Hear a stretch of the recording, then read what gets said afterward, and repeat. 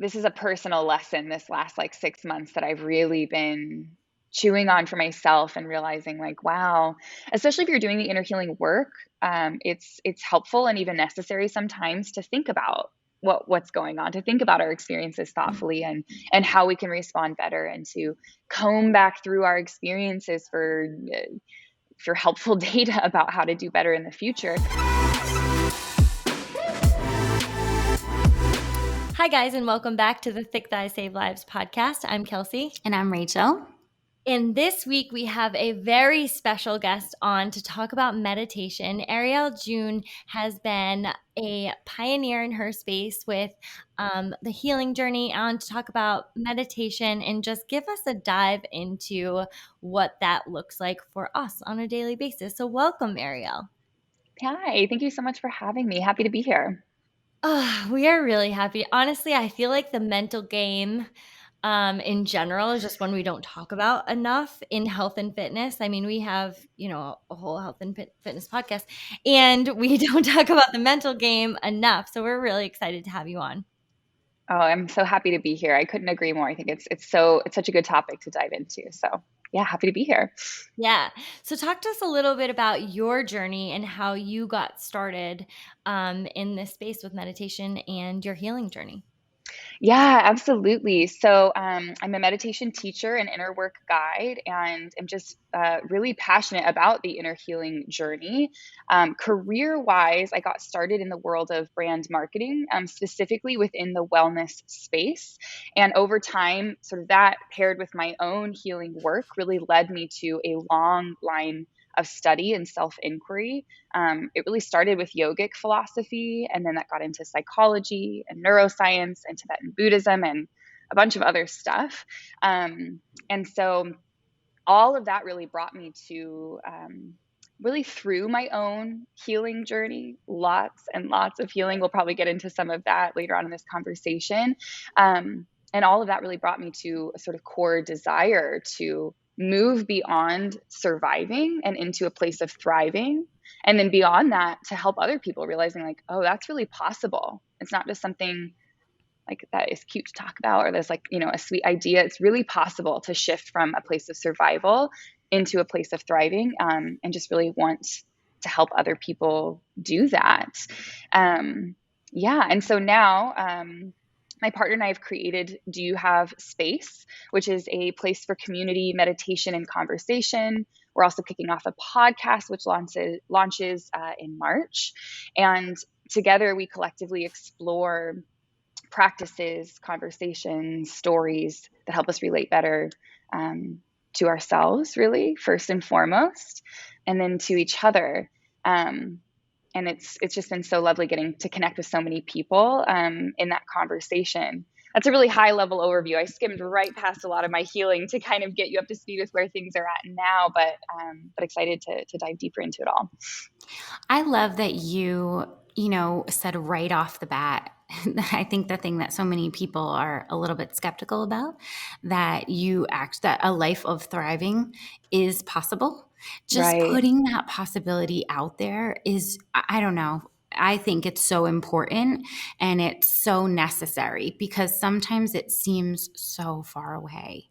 And just like, the things with health and fitness, sometimes the goals seem not achievable, to be honest. Right. They just seem like something that is, off in a dreamland somewhere, and, your dream body and your dream mental health and your dream, and all of these things are just kind of, it's really tough to envision sometimes actually reaching these goals. But I just think it's so important that you put it out there right away, that like, you know what, we can dream of this, and it is something that we can achieve. And that possibility is so hopeful to me. Yeah, I couldn't, wow, it was so beautifully articulated. I couldn't agree more. And I think that it does feel really far away at times. But I think that a really helpful reframing is like, if you're feeling that feeling, if you're thinking like, I feel like I'm just surviving or just getting by, or like floundering and not sure what to do. And I feel like there's got to be more, or like I wish that there was more. The fact that you can even access that desire it means that it's in you. It is in you, and that there is something deep within you that's saying there is more. Like, please don't settle for this. And so I think that sometimes that sign can feel really like distressing, like, oh, I'm floundering, like I'm stressed, like I don't know what's going on, or like how to get out of this place. But I think to reframe that and say, oh, if I'm seeing that I want something else, that means that there is the possibility for that. And sort of using that as an anchor, I think, is such a helpful shift from one mindset to the next. Oh, that's so exciting. It's just so exciting. Yeah. So let's dive into meditation a little bit Yeah. because, we know the benefits of working out and, eating right. And we Right. can kind of see those on our body. But I think that a lot of people, when we start talking about the head game, it gets a little bit more fuzzy for them. What is healthy? What is necessary? What techniques actually are appropriate for them?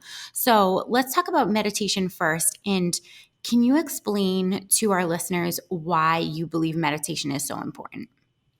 Oh, I would love to. I love getting asked this question because I think that a lot of what is out there, if you were to Google like why meditate, you're going to see that it's going to relieve stress. You're going to see that it was going to lower your blood pressure and all these other things that are so helpful to our physical bodies, and for a lot of people might be really worthwhile. Um, but I think that the real reason why it's worth meditating is so much deeper than all of those aspects, that are very sort of surface level physical benefits. Um, I think at the core, meditation really teaches us what's going on in our minds and helps us reconnect to our intuition, and helps us learn to sit with discomfort. So when we show up to meditate, you're watching what's going on in your mind, and you learn slowly to do that without judgment. And when we can learn to sit with what's going on in our minds, even if it seems like absolute shit, like there's just like a bunch of nonsense going on in our minds, when we learn to sit with that and just watch what's going on, we start to reconnect with ourselves. And that might sound really abstract, but at the core, if we're talking about shifting from surviving to thriving, we can't make that transit from one place into the next until we are reconnected with ourselves. Because we hold the answers. We know what's going to feel best, what's going to be the best environment, what's going to be the best practices, methods, people in our lives, all of that. We're the ones who know that, who know what that looks like for ourselves, right? Because it's so individual. But if you don't know what's going on in your mind to begin with, what your intuition sounds like, what it feels like to be at home just in your body, just with your own self, it's going to be really hard to access all of those things. It's going to be really hard to shift into thriving. And so meditation, I think, really helps create that foundation for understanding and reconnecting to yourself. And then beyond that, sitting with discomfort, because healing isn't comfortable. I mean, y'all know, like lifting heavy is not comfortable. Like if you're going to grow, it's going to be because you're going to be like, this sucks. I don't want to add weight. I don't want to do that last rep. I don't want to push myself a little bit more. But like, that's where the growth happens. And so when we sit with our thoughts, as uncomfortable, as loud, as annoying as they might sound, we're getting familiar with ourselves, and we're training ourselves to sit with the discomfort of who we are, and the dissonance between who we are and who we want to be. And I think that place, that practice, coming back to that daily, if you can, is the route from surviving to thriving, and from thriving to, I don't know, thriving more. So that's why I really think it's such a beautiful practice, and why I encourage everyone I can to try, even though it can feel a little weird at first. Sitting in Oh, for silence. You want me to sure. what? Yeah, oh, for sure. Honestly, you articulated that so beautifully because so Mm. when I first started meditating, I did the same thing. I did my like Google search. I was like, I'm having too much anxiety on a daily basis and I'm going to try this other thing. And at first, it came with a lot of judgment. I am not good at this and I don't like not being good at things. Yeah. Yeah. So that created some just like angry judgment. I don't have time for it. Of course, the list of excuses started. And, I've said this before, but I started with 3 minutes and I couldn't even make it on the first time. Like I didn't make 3 minutes. And I was so not only disappointed, but like, just there was a lot of judgment. And then the Yeah. more that I practiced and thought about that, passive, non-judgmental space, I started to even pay attention to the thoughts that were happening, because there was just so Right. many at first that it was just a whole bunch of noise that I had to get out of. Totally. And I had to sit with that discomfort for a little bit longer each time, so that I could, get stronger, almost like just like lifting Yeah. weights, right? Like you have to 100%.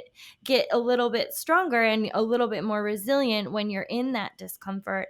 And then you can start to pull out what those feelings are, what those thoughts are, in with less judgment. Like, you can't even sit with your own thoughts. You're not even good at this. Why is it so loud in here?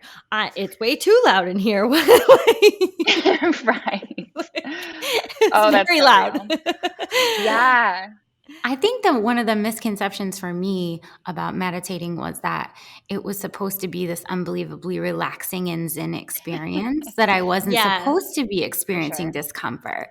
So like that's the first time I've ever heard anybody compare it to weightlifting or like working out or whatever, because it's like when you're wanting to make growth, like growth is uncomfortable, like you said, Right. Ariel. And it's like the thought that like I was just going to sit there and be able to just like reach this zen and it was going to come be, out relaxed. that's Like, how I no. thought it was. I thought of it like as the opposite of lifting. Like, no, Yeah. lifting is hard and this is just going to be easy. This is easy going.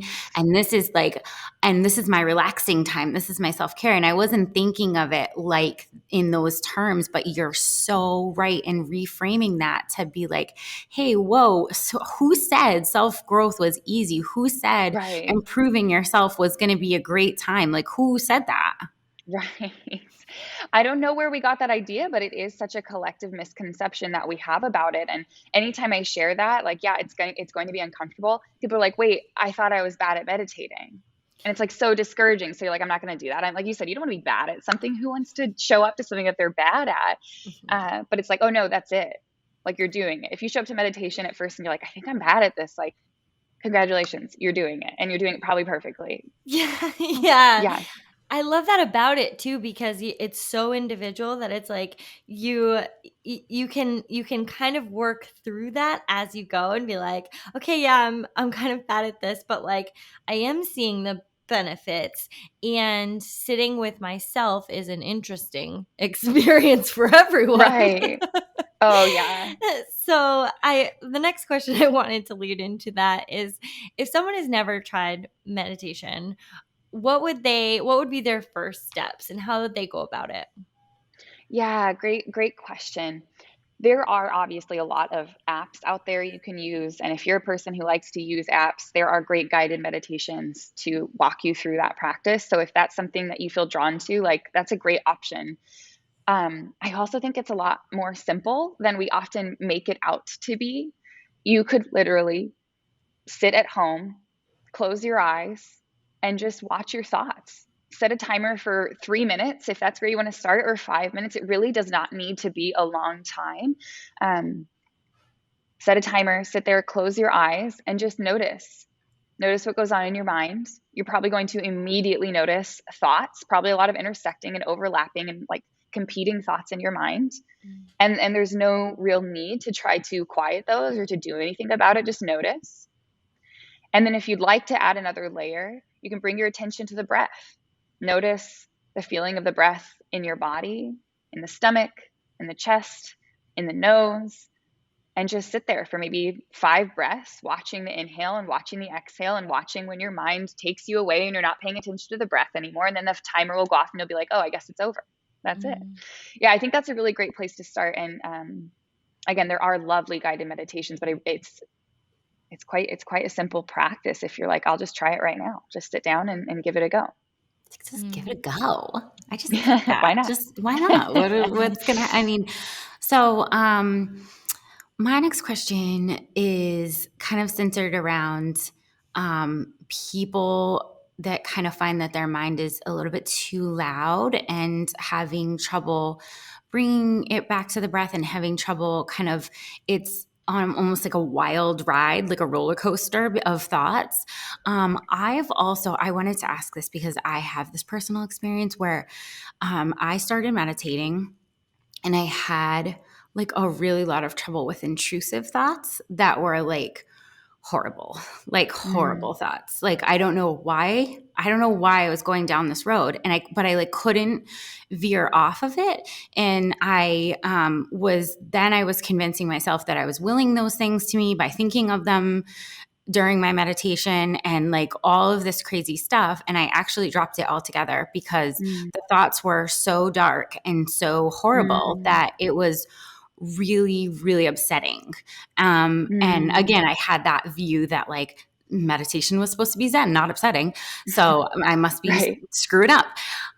So for people who maybe have had an experience with intrusive thoughts or just generally like racing thoughts or really loud thoughts, what would you suggest for some techniques to maybe quiet that down? Or should we quiet it Yeah. down? Yeah, great question. I'm so glad that you asked this question. First of all, I just want to say that that's really normal. Like it's really, really normal when we get quiet for the mind to throw a bunch of shit out there for us to think about.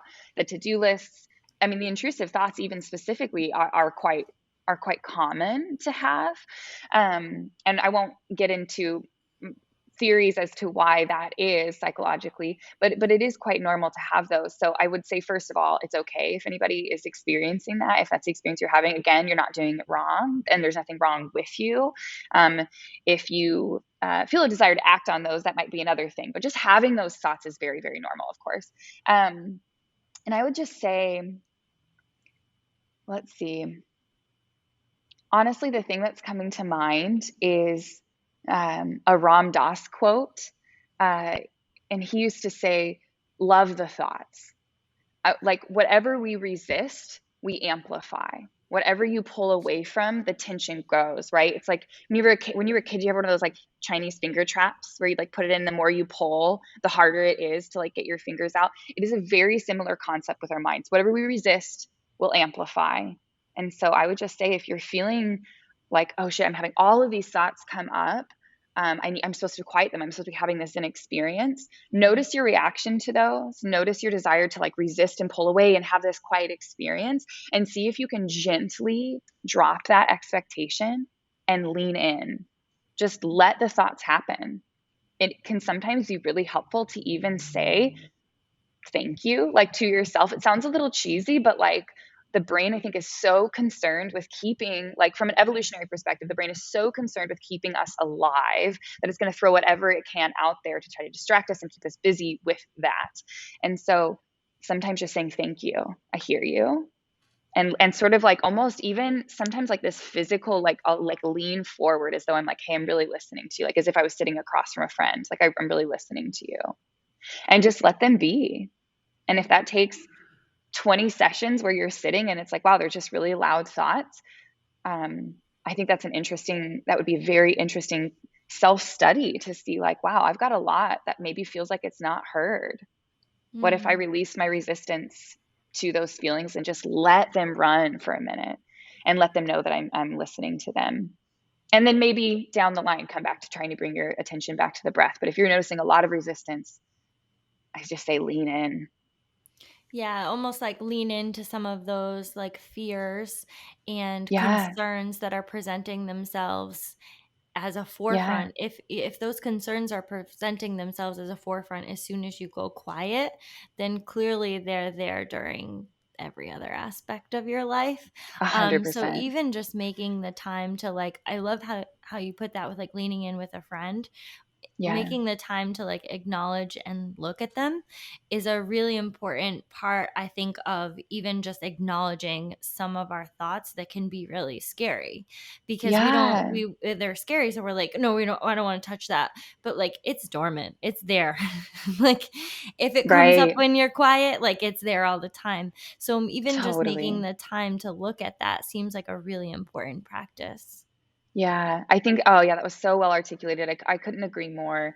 If it's coming up for a reason. And like you said, if it's not just that it's there when you're quiet, it's on a low hum all the time. It might just be being Mm, heard. I think, I think at a core level, all of us have such a deep desire to be seen and to be witnessed, to be heard. And I mm, don't think we feel that way in a lot of our relationships. And that's likely the cause of things that are going on in our relationships, but I think at a core level, it's that we're not really seeing or hearing ourselves. I think a lot of that feeling, that desire to be seen would be satiated, or like, I don't know, I think we could just help see and listen to ourselves in those moments. And that's a really, really beautiful place to start. Yeah, I love that. Thank you so much. I think that will be really helpful for a lot of people. And just because that like segues right into some self-healing, what part does meditation play in the journey to self-healing? Oh my goodness. I Again, I really, as I said earlier in the conversation, I really feel that meditation is so foundational to creating that connection, that reconnection back to ourselves, and the willingness to sit with discomfort. Um, when it comes, I mean, all of this conversation is naturally leading to this question. So I think y'all have really strung together some thoughtful questions here for this conversation. So thank you for that. Um, I firmly believe that in order to heal, there are sort of two core components that we have to cultivate. One is compassionate curiosity for ourselves, for our experiences, and one is being witnessed. And we've already sort of talked about those things. And I think that meditation helps us create those for ourselves. So when we sit to meditate and we learn to sit with the discomfort of all the thoughts that are coming up, it really is like going to the gym. We're training ourselves to sit with discomfort, to be like, this doesn't maybe feel great. I'd rather distract myself, think about something else, do something else. But what would happen if I could prolong my willingness to just sit with myself and to sit with whatever might come up?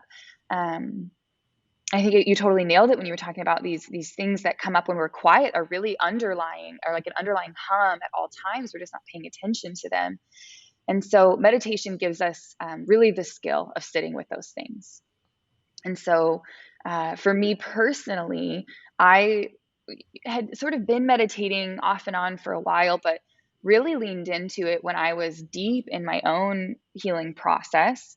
And honestly, sort of giving the Sparks Notes version here, like, was in a new relationship after being in a very unhealthy, toxic relationship that was very traumatic for me, and at like a low hum for years. So just built a lot of unhealthy behavior patterns, a lot of unhealthy responses, and an really unhealthy relationship with myself, and had healed from that, had come out of that. But it wasn't until I got into a new relationship with someone. You let someone get a little bit closer, you go a little bit deeper with someone, and all of a sudden I was being triggered left and right. Just so many emotional landmines everywhere. Bless this person for hanging on for months with me through that. But I really was like, wow, I don't have an ability to sit with this. As soon as something comes up for me, I'm put into fight or flight, and I'm offline. I'm gone, protecting myself, because I had learned for so long that I wasn't safe and that I had to respond a certain way to protect myself. And here I am in a situation where I am safe. I'm okay now in my own body and with this other person, but I'm still having these old behavior patterns. And it really took sitting in meditation and sitting after the fact with the embarrassment that followed, with the shame, with the like, what the hell is going on with me? And just sitting with those feelings. And meditation really allowed me to elongate that time that I was willing to do that. So I would sit there and I'd be like, this is uncomfortable. I just want to bail. I want to leave. I want to be defensive, whatever it is. And I'd be like, you're okay. You're safe. You can sit here a little bit longer. And again, meditation really helped me cultivate that time so that I could increase the gap between that trigger and my response. And so I think for a lot of us, whether we are in situations, I know not everyone is necessarily in situations where they're being triggered, regularly, but regardless of what your situation is, I believe that meditation helps create that space where we're able to sit with our experiences, we're able to give them the time and the attention that they deserve, and we're able to look at it with some compassionate curiosity. Instead of me being like, what the hell is wrong with me, which is how it started, it slowly turned into like, wait a second, what's that about? And giving myself that time allowed me to turn that frustration with myself into compassion, and like, there's something here that needs healing attention, that he needs my care, that needs my love. And yeah, so sitting on my cushion and meditating taught me to elongate that space. And then in practice in real life, I'm like being triggered and I'm like, oh, here it is. Can I sit with it? Can I be present to the situation? Can I look at it with this compassionate curiosity to think something in me needs and deserves to be healed? And then the second part is the witnessing that I mentioned, which the compassionate curiosity leads right into. If we can be compassionate and curious about our experiences, we can really witness them. And there's like an ancient saying that says, if it's coming up to go. So if it's coming up, like, can I give it the witnessing? Can I look at it and say, okay, you're here for a reason. Whatever I'm dealing with is coming up because it's like, hello, I'm unhealed. I need your attention. And so, wow, long story short, I think meditation really allows us to cultivate that skill, holding on when we want to bail, looking at our situations with compassion, and then being able to really witness them, which I think, again, creates that avenue for healing that we all need so desperately.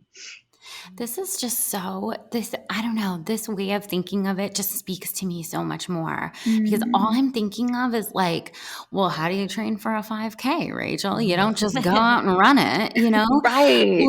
Like every single day you need to add a little bit more and get uncomfortable. And Right. that is like building up the stamina and the endurance to be able to run a complete mile. And like you said, like elongate Right. that, fight or flight, or that unreasonable response, quote unquote, Right. or just undesirable response that you don't want out of yourself, but that you can't Yeah. seem to put enough space in between, the trigger and your reaction.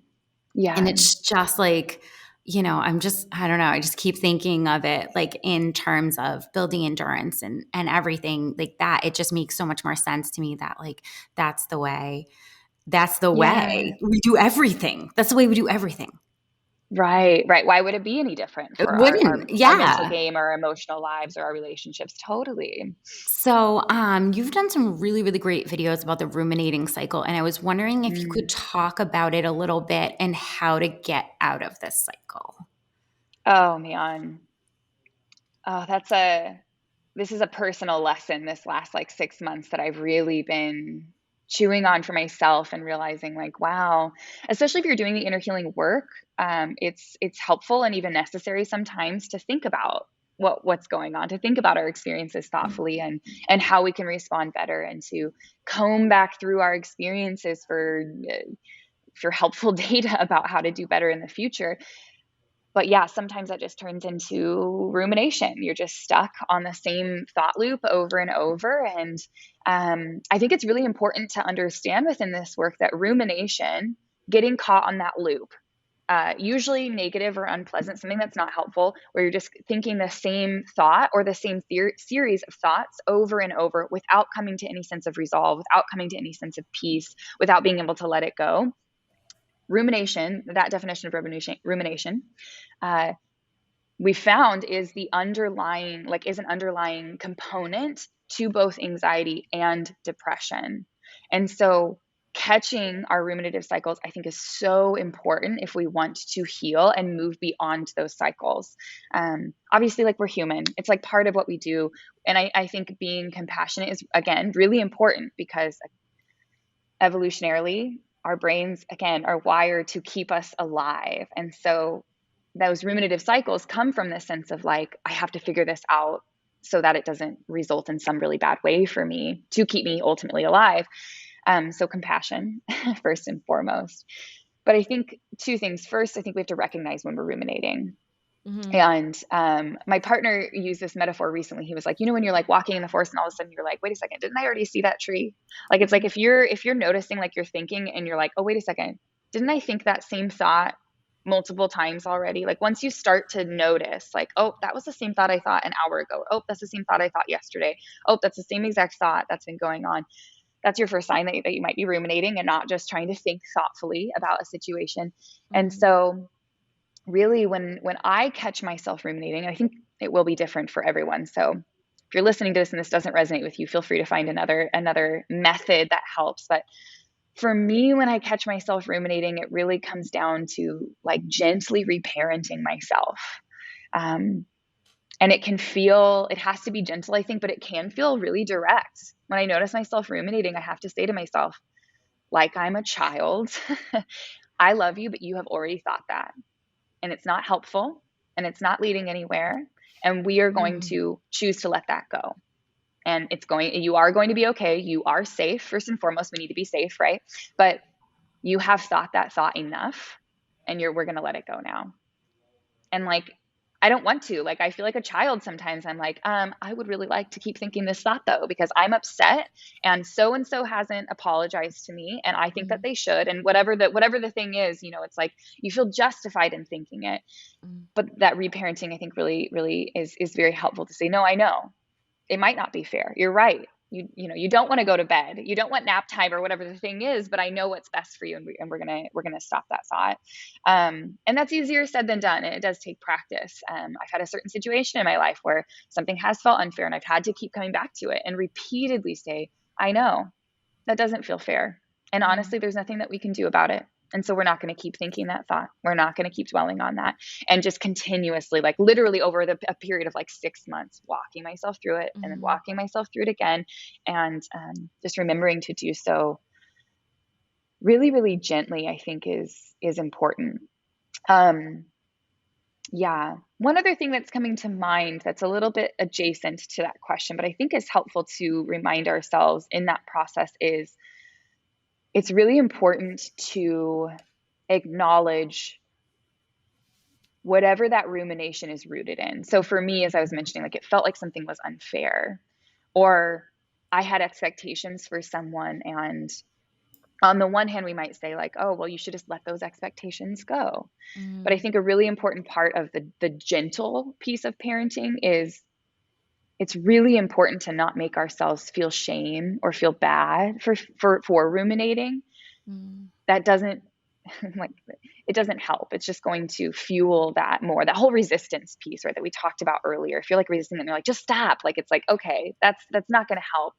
So I think a part of that gentle parenting, it is super important to acknowledge to ourselves, like, I understand why you feel that way. You're right. It is unfair. It's fair that you would have expected that person to be there for you in that way, or for it to have gone. It's reasonable that you would feel that way. And unfortunately, that's not the reality, though. It's fair that you think that, but it's not the reality. And so for that reason, we're going to stop thinking that. So I think just catching ourselves with that gentleness is really a key part of pulling ourselves gently out of that ruminative cycle.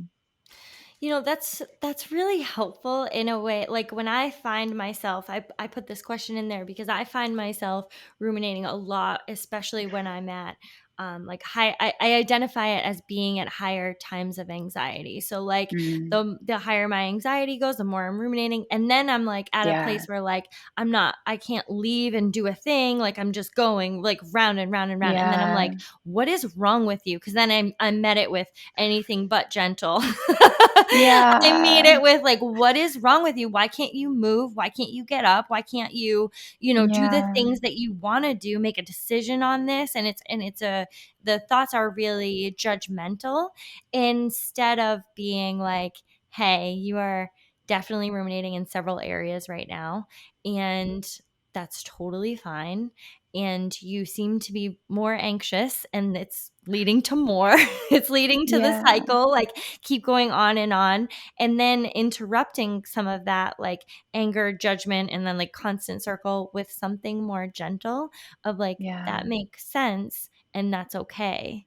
And like maybe you can take some space. Like what are some of the things that, might help you break this cycle? Or even just like relieving, if it involves another person or a relationship, like relieving them, or like the feeling you have to hold them to what they need to do so that you stop ruminating. Like, oh, that's me. That's me. when she said that, when she was like, it's okay that there are injustices, and that it's okay to feel that was unjust, but like, but move on though, because like, what do you? I just, there's rules. And when people don't follow them, I get very upset. And that was not the Yeah. way it was supposed to go. And that was not the fair Yeah. thing. And that was not the right thing. And I just get so stuck on the rules. And that is where all my ruminating comes, is that, you know, if it's unjust, then it needs to be corrected.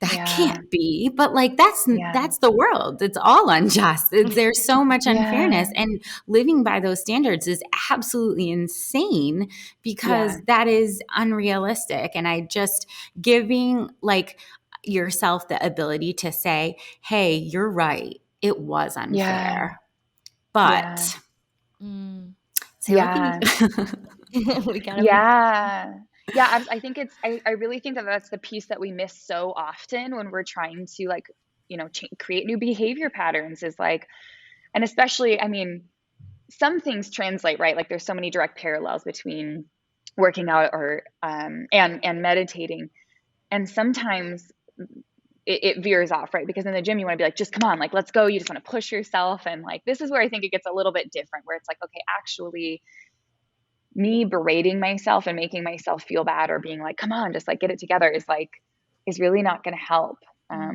See, Shame Kels, is really that's where insidious we're that going way. off the road, Kels. We're Yeah, just, exactly that's where we're fucking up. I mean, I'm right there with you. I just like this. I had heard this recently from a teacher, and it really just hit me like within the last week, where I was like, oh, when I catch myself in those ruminative cycles, I'm like, hey, snap out of it. Come on. Like, we're not doing this anymore. And then all of a sudden someone was like, no, but you have to let yourself know that that's okay. And I was like, oh, and then like, I'm telling you, the shift is like it's like visceral. Like, I feel it, that the way that it allows me to shift out of rumination is so much gentler. And honestly, it's quicker. It's so much quicker. Well, I'm here So for I'm it like, then. all right, I'll take it. I know. I'm here for it. Sign me up. I'll do it. If it's efficient, I'm here for it. I feel ya. I feel ya. So I wanted to move into a couple of questions about like interpersonal relationships, because I had watched a couple of your videos and you had talked about just, you know, boundaries and in relationships. And one of the things that you said was, what's one question you wish someone would ask you right now? And I literally watched that video and started tearing up. And I was like, well, that's an interesting response. Just noticing that response. So I kind of wanted you to talk a little bit about that and the importance of that conversation, and why that's such an important question to ask. Yeah. Well, I'm so glad that, one, it connected with you, and two, that you have the awareness to say, oh, wow, that's interesting. Like, that really evoked something in me. I think this is like a meta point within this whole conversation, but that's it. Like, having those experiences, right? And like following the feeling. Like, what's that about? What's going on there? So I love when I hear that self-awareness in people. It's lights me up.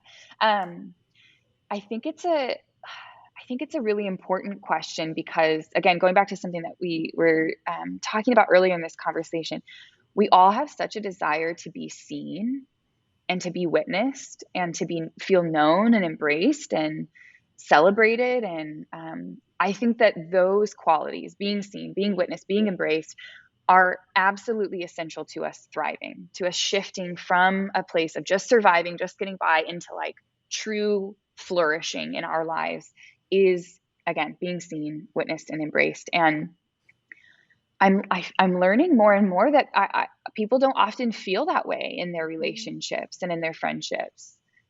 I don't feel that way in all of my friendships and relationships. And a lot of this started with this discontent of like wanting that for myself, and realizing like, oh, that's not just something I want. I think that's something that we all crave, and that, again, is foundational to thriving. And so, one, I think we all just need to do a better job of asking each other better questions.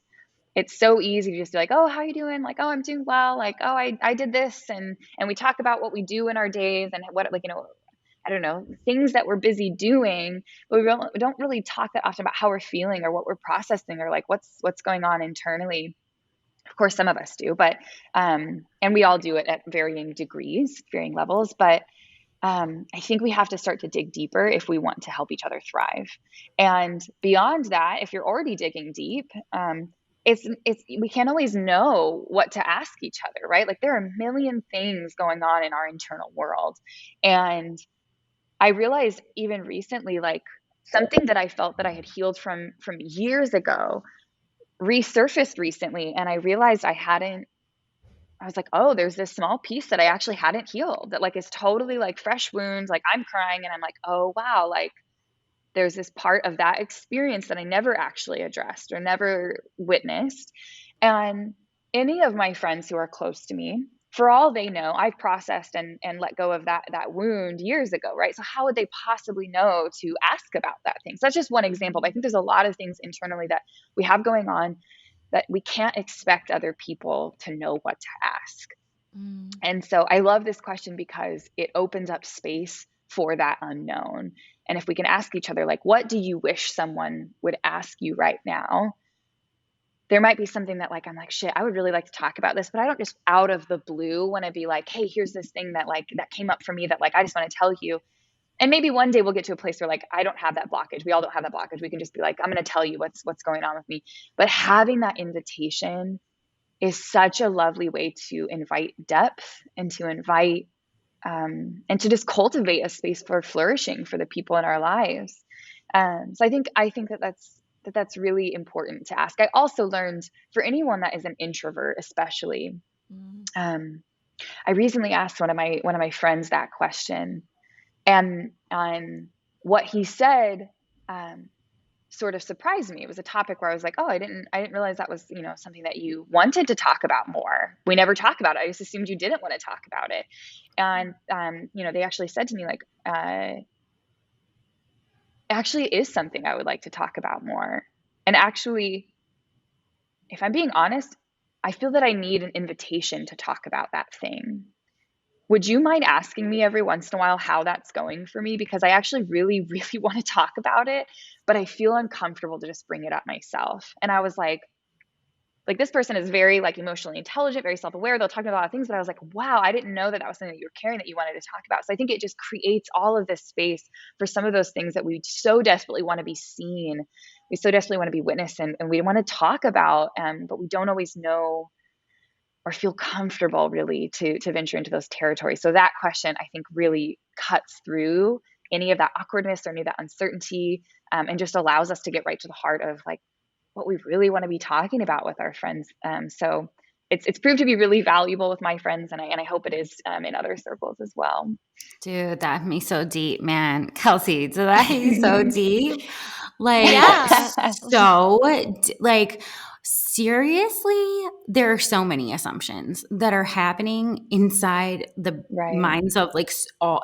I assume you didn't want to talk about that. Assumed you did want to talk about that. I assumed you had gotten over that. right, right, There's literally, and there's no mind reading, and we're all just doing our best. But like, I I really love the fact of empowering yourself to kind of be your best advocate and like being able to, like you said, like have the emotional awareness to say, hey, I feel weird bringing that up. I feel like I'm bringing down the room, or you know what I mean? Because there's so many things that people yeah, are like, everybody's having a good time. I don't want to talk about this thing and bring everybody down or whatever. But like, hey, can you ask me about this? Like that is just like, if that right, isn't telling people how to best meet your needs, I mean, that is incredibly self-aware. And I just think that the more vocal we can be about how the people around us can meet our needs, the more they'll rise to the right, occasion right. because they want to, but they don't always Yeah. know the right questions. Yeah, and I don't know where we got this assumption that our friends or like our partners or our family should just know what to ask us and know like that, like you said, it's so latent with assumptions, and I'm not sure really where we got that idea, but it is. I think it's so. And on the other end too, I want to say this is something else I've been learning. I mean, I love asking that to my friends, but I'm also challenging myself to Yeah, just that's what say I what was I gonna want to say. say, to just be like, I also posted a video about this not too long ago, but recently, like, I did all this healing work and I'm in such a better place now. Like, I mean, it's always a journey. I have not arrived anywhere. This will be a lifelong process, but I'm doing so much better than I was, oh my God, like 5 years ago. And I was talking to my mom on the phone and I was like, I want to tell my mom that. Like, I want her to know that I'm doing so much better now. And to be honest, Mm. part of me wishes that she would ask. You weren't in a great place. Like, how are you doing now? You know, but I was like, wait a second. Why don't I just tell her? So I think the other piece of that is also like starting to take more responsibility for our own experiences and be like, to hell with it. This is what I want to share. Like, can I just like get over the part of me that's nervous about that or is like holding back and just say, screw it. I'm going to let myself be seen, even though that's uncomfortable sometimes. I'm just going to go for it and say the thing. And the final thing I'll say on that is um, one other question that I think is so crucially important, which maybe you've heard me talk about already, is do you have space? Like when we go into conversations within my close group of friends, we have this sort of like rule with each other that we'll ask each other, like before I just go into venting, sharing how my, even just being like, oh, this is what was going on in my day, before I like just dive into, oh man, this trauma came up for me recently, or like, oh, I want to talk about this idea I'm chewing on. We'll pause and be like, hey, do you have space for me to get into this? And the common misconception I hear all the time from people is like, well, you should always have space for your friends. And I'm like, well, I almost never say no. When my friends are like, do you have space? I actually can't think of a time I've said, I'm sure that I have maybe once or twice been like, I am so overwhelmed. I am at capacity. Can we pick this back up tomorrow? I'm so sorry. Like, you know, can we circle back? Um, but most of the time it's just to communicate healthy boundaries and to say like, I respect that you are a person with your own things going on. Do you mind if I come in and share what I have going on? Because I respect you. I respect that you have things going on, and also to warn them. You know, Mm-hmm. when I say that now, I'll say, "Do you have space?" And you know, my friends or my partner will be like, "Oh, I do." But like, is it a heavy thing? Are you just processing what kind of space are we getting into? And I'll be like, oh, I'm just talking about something annoying that happens, you know, at work, or oh, I How actually much have this kind of, space? yeah, right. And then Honestly. for them, it's not like they're going to be like, oh, shoot, never mind. No, I don't have space. If anything, for them, they're just like, oh, okay, that's what we're getting into. I'm ready. Let's go. But it's really Mhm. just to like communicate that with each other. So that's one other question I think is so key to bring into our relationships. Yeah, I had it was funny because when I heard you talk about that, that's something that I had implemented with one of my friends, and it Oh, came I up love that. because like people online had been kind of bombarding some of my like inboxes, story response. They just had kind of started dumping a bunch of like heavy things on me at one point, and I just at the Mm, end of the day I was like so drained, and I was talking to her about it, and I was like, I just like I can't not open these, but then I just, I feel myself yeah. being too overwhelmed. I feel myself like taking on all of their problems and feelings, and it's like my responsibility to make sure everyone's okay. Like it's like, and I was like, and Yeah. it's gotten so heavy right now, and it like came to a place where I was like, it is too heavy. And then we had just like kind of talked it out, and she said like, sometimes you don't have space for that, and being able to recognize that and say it, and even just say it to yourself and set that boundary is the only way you're going to be helpful to yourself and helpful to the people around you, is to set that Right. boundary of like, I actually don't have space for this. But also when you're sharing, to know that you don't go in and just like plop everything on a person. Hey, do you have space for this right now? Right. Really invites the idea that they can say no, and Yeah. that you might lay something on them that is heavy, Yeah. Yeah. that they can prepare for. Like, I want you to feel prepared if Totally. I'm going to lay something heavy on you, you know? Right. And I want to be able to say, not today, bitch. Yeah. Not today. Maybe We'll be you for tomorrow, coffee. not Yeah, I'll be you today. for coffee tomorrow, but like, yeah. I would only say not today, bitch, to you, Kelsey. I wouldn't say. That's what I I mean. know. Okay, I wanted to just end with, what's one piece of advice that you would give our listeners that they would incorporate today? I know that's like a large question. Oh. But if you had one, what would it be? Hmm. I think I'm going to do a little callback to the very beginning of this conversation and just say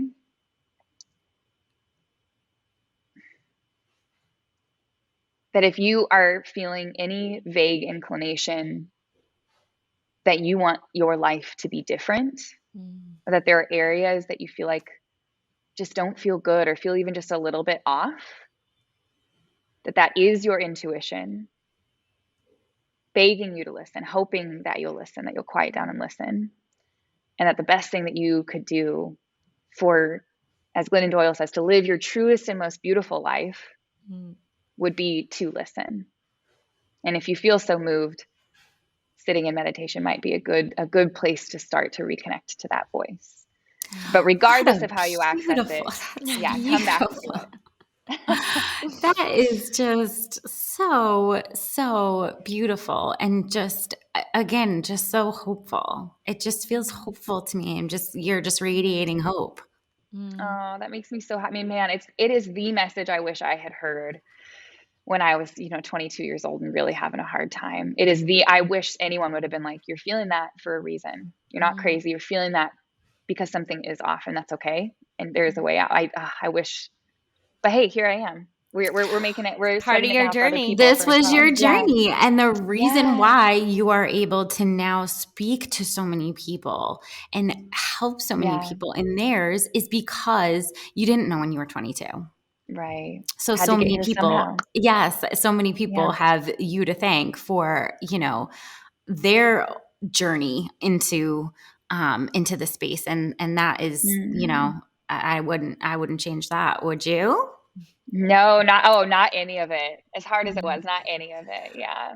Well, this was such a beautiful conversation. I'm so glad that you came on today, Ariel. I really think that these things are just, I think they're just going to resonate with so many people. It's so important, and it was so beautifully said. And I'm really glad you came on today. Oh, well, thank you both so much. Honestly, your thoughtful questions, the self-awareness that I hear from you both, the emotional intelligence, just like the love and the messages y'all are putting out there. It's really beautiful. So thank you both for doing the work for yourselves and for your community and for bringing me into it. What an honor. Thank you. So tell our girls, though, where can they hear more from you? Yeah, like they're going to seek you out. So what are your channels that you're using? Yeah, absolutely. So I'm mostly on TikTok. My handle is at Ariel Here and Now. You can also find me at doyouhave.space. That's our site for our community. We host weekly community meditations and conversations. It's all free, just finding other people who are on their inner work journeys that feel kind of alone and want other people to talk to about it and just be in community with. It has been so life-giving. So those are the places you can find me. And thank you both again for hosting me. Perfect. Thank you so much. This was amazing. Yeah, so good.